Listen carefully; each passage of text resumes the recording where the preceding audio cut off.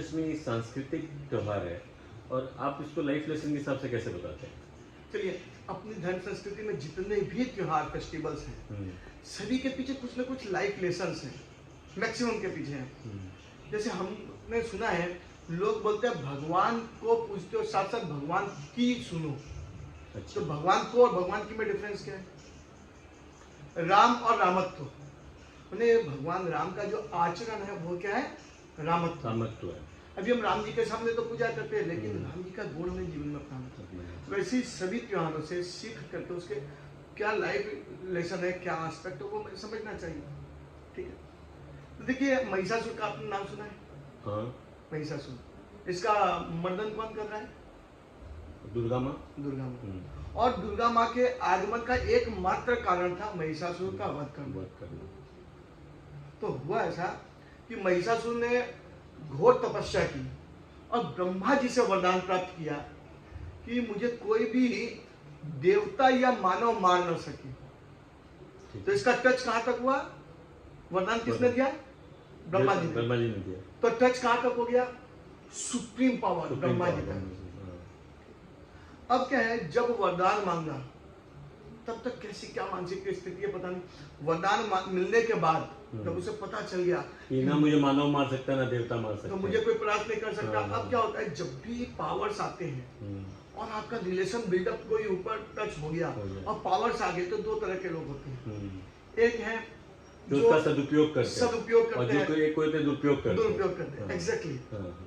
तो सदुपयोग करने वालों को हम जानते हैं, हम्म। समाज में बहुत से अच्छे अच्छे कार्य हाँ, होते हैं, हाँ। लोगों की सहायता होती है। हम्म, और दुरुपयोग करने वाले महिषासुर जैसे असुर हैं। हाँ। तो ये दोनों मेंटेलिटी हर व्यक्ति में है, मेरे में भी है, आप में भी है। दुर्योधन दुशासन जो है वो भी आप में भी है। अब कोई जा रहा है, उसे देखकर भावना कैसी होगी?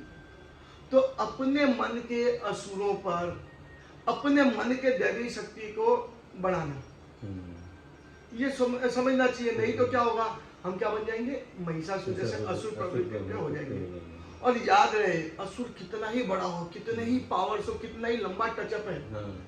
लेकिन उसका संहार होता है। संहार होता है। तो हुआ कैसे? अब फिर इसमें पहला लाइफ लेसन हो गया, अब दूसरा सेकंड लाइफ लेसन हम्म, कि वरदान है तो निरंकारी हो गया, और निरंकुश होने से वो लूटपाट कर रहा है, लोगों की संपत्तियां छीन रहा है, स्त्रियों को उठा के, किसी भी तरह का आतंक। और उसने देवलोक पर मैंने अधिकार कर लिया। और देवता भागे भागे भागे और कुछ नहीं कर सके। क्यों? युद्ध तो किया, लेकिन देवताओं के जितने अस्त्र थे वो पावरलेस हो गए। क्योंकि उसको वरदान था। वरदान था। हम्म, तो अब जब आपको पता है कि आपके अस्त्र पावरलेस है, तो आप क्या कर सकते हैं? दो ही सिचुएशन, हम्म, या तो मैदान छोड़ के भाग जाओ। बच्चों को बोलो, भाई महिषासुर है, देखना ही मत, रास्ता बदल ले। एकदम एकदम लॉजिकल माइंड ये बोलता है एकदम एकदम। कि जब इसका कुछ बिगाड़ ही नहीं, क्या कर। और दूसरा एक माइंड है, वो क्या बोलता है? ढूंढने से मार्ग अवश्य मिलेगा। प्रोजेक्ट कितना इम्पॉसिबल दिख रहा है, उसको खोजना पड़ता है। तो देवताओं ने क्या किया, आज के भाषा में बोले तो कॉन्फ्रेंस कॉल की। ब्रह्मा विष्णु महेश को बुलाया। ब्रह्मा जी को जरूर, क्यों? उन्होंने वरदान दिया था। तो वरदान की काट भी ब्रह्मा जी को पता है।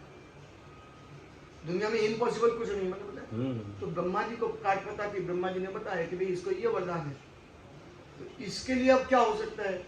तो ब्रह्मा विष्णु महेश और सभी देवताओं ने प्रकाश पुंज से माँ दुर्गा का आविर्भाव हुआ। तो ये कहानी मैक्सिमम लोगों को नहीं पता है। हम हिंदू है, सनातनी है, मगर जब हमें ही नहीं पता तो हम अपने बच्चों को कैसे बताएं? कैसे होता है? तो हमें अपने बच्चों को बताना है। तो हुआ ऐसा कि जब माँ दुर्गा का आविर्भाव हो गया, दुर्गा जी को अब क्या करना? महिषासुर का वध करना है। और महिषासुर के अकेला है क्या? जो असुर है, जो राजा है, जो असुर है, सबके साथ में बड़ी बड़ी सेनाएं होती है। हमने महिषासुर का नाम लिया, तो उसके साथ जो असुरी प्रवृत्ति है ना, तो अब जब पावरलेस हो गए थे अभी तक देवताओं के अस्त्र, अब क्या हुआ कि देवताओं ने अपने अस्त्र दे दिए माँ दुर्गा को।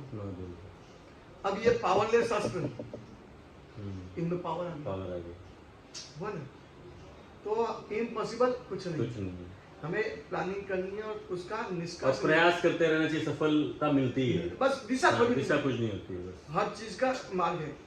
और हम जानते हैं हम्म। कि माँ दुर्गा ने महिषासुर के साथ भीषण संग्राम किया, 9 दिनों तक युद्ध हम्म। चला और 10वें दिन महिषासुर का वध हुआ। बंद हो गया। बोलो माँ दुर्गा की। जय। और आसुरी प्रवृत्ति पर दैवीय शक्ति की विजय हुई। एकदम एकदम ये एक घटना है। ठीक है। अब ये हमें समझ में आया कि लाइफ लेसन का है। हाँ एकदम। ठीक है। हाँ। एक अहंकारी नहीं बनना, हाँ, दूसरा है बिल्कुल। इम्पॉसिबल कुछ नहीं है, कुछ नहीं है। तीसरा आपके जितने भी एस्पेक्ट आप सोच लेते पावरलेस हो गए, मार्ग ढूंढो, रास्ता मिलेगा, एक मोरल मिलता है। मॉरल मिलता है। एक और घटना, दशहरे के दिन हम किसका पुतला जलाते हैं, वध करते हैं? रावण का। रावण का। तो जब रावण का वध करते हैं, रावण का टच किसके साथ था? रावण का टच तो भगवान शिव के साथ। हाँ। तो यहाँ महिषासुर का डायरेक्ट रिलेशन है ब्रह्मा जी से और रावण भगवान शिव से। अब जब रावण के पास में देखिए संसाधन रिसोर्सेज क्या क्या है, पुष्पक विमान है, सोने की लंका है, बहुत कुछ है, पूरी सेना है और पुत्र इंद्रजीत जैसे। और राम जी के पास क्या था जब सीता का अपहरण हुआ? राम जी के पास सीता का अपहरण हुआ, आप बताइए। भाई था ना, सेना थी क्या? सॉरी, सेना नहीं थी। तो उस समय भी दो एस्पेक्ट आते हैं कि एक रोना विलाप करते रहे, यार सीता का अपहरण हो गया, मैं क्या करूं, कहाँ जाऊं, हमारे पास तो कुछ नहीं है, चारों तरफ खोजा नहीं मिला। ये और शायद आप मेरे घर पे वो रांडा बर्न की दी सीक्रेट देख रहे थे 2 दिन पहले। मैंने बताया था ना लॉ ऑफ अट्रैक्शन पावर्स। तो देखिए जब भी हम किसी बर्निंग डिजायर को लेकर आगे बढ़ते ना, तो रिसोर्सेज प्रकृति देना आरंभ करती है। हम शांत बैठ सकते हैं, रोना विलापना कर सकते हैं, मगर भगवान राम और भाई लक्ष्मण ने निश्चित किया कि कुछ भी हो जाए माँ सीता को खोज दे। उस समय बहुविवाह की प्रथा थी, मगर ना, सीता को खोजना है। और जब हम बर्निंग डिजायर लेके आगे बढ़ते हैं तो प्रकृति क्या करती है, जटायु हनुमान के रूप में संसाधन भेजती है। तो ये भी हमें सीखना चाहिए, छोड़ देना और बर्निंग डिजायर लेके आगे बढ़ो, ऊपर वाला देता है, भेजता है संसाधन। सही बात। समुद्र पे सेतु बंधन तक किया, इम्पॉसिबल टास्क था ना, एकदम एकदम इम्पॉसिबल। कोई समुद्र सोच सकता था क्या? ना। आज भी समुद्र पे यदि हमको ब्रिज बनाना हो तो कितना टफ है। और उस जमाने में तो सोचिए, सेतु बंधन किया, रावण से युद्ध किया, और इतना मायावी रावण कभी गायब हो सकता है, कभी आ सकता है। मतलब रावण से बड़ा तो मेरे ख्याल से मायावी कोई था ही नहीं। शिव जी का बहुत बड़ा वरदान था। तो इतना बड़ा अमर थे वो, तो देखा अमर ही थे। हाँ। एक पर्टिकुलर वो जैसे उसके साथ था वैसे इसके साथ है। अब एक काट ही है ना, आपको और कैसे मार सकता है? मगर फिर भी यदि हम बर्निंग डिजायर के साथ आगे बढ़े, सामने गोल है। गोल कैसा होता है, कुछ लोग गोल बनाते हैं और उसके बाद गोल कर देते हैं, छोड़ देते हैं, रोज सोचते हैं। लेकिन यदि हम भगवान राम से, माँ दुर्गा से, देवताओं से सीखें, तो अपने मन के अंदर भी आसुरी प्रवृत्ति है। एक मन चंचल है, मन दूसरों की वस्तुओं को, व्यक्तियों को आकर्षित करता है। हमारे ऊपर निर्भर करता है ना। सेल्फ कॉन्फिडेंस होना चाहिए, उसके साथ साथ सेल्फ कंट्रोल भी होना चाहिए। यदि हम सेल्फ कंट्रोल सीख जाए तो हमारी दैवीय शक्तियां जो है वो विजय प्राप्त कर जाएगी। और यदि हम सेल्फ कंट्रोल लूज कर जाते हैं तो आसुरी प्रवृत्ति हावी होगी। और अभी कलकत्ता में आरजी कांड में ऐसा ही हुआ। और आरजी का कोई अकेला नहीं है, ऐसे नित्य हो रहे हैं। और केवल एक ये घटना नहीं, दूसरे की संपत्ति छीन लेना, मेरा टच की थी नेता से, मैं नेता बन गया। फिर तो आप देख लो, पुलिस से टचअप है। याद रहे, टच कितना ही बड़ा हो, यदि गलत है तो उसका विनाश निश्चित है। ये दोनों कहानी हमें ये प्रेरणा देती है। बहुत सही कहा, बहुत कुछ मोरल मन के अंदर के रावण और महिषासुर को भी मारना है और साथ साथ समाज में व्याप्त को भी।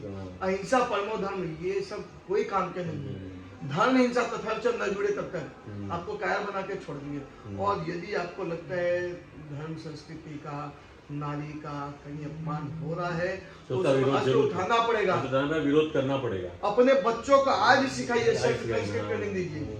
यदि हम नहीं देते हैं तो वो असहाय है। दुर्गा, काली, हम माँ के रूप में पूछते हैं, इनसे सीखिए। यदि हम इस सीख को अपने जीवन में अपनाते हैं तो मुझे लगता है कि दशहरा का उत्सव मनाने के बाद में हम अपने लाइफ में काफी चेंजेस कर सकेंगे और ये मेरा लाइफ लेसन का एस्पेक्ट है। नहीं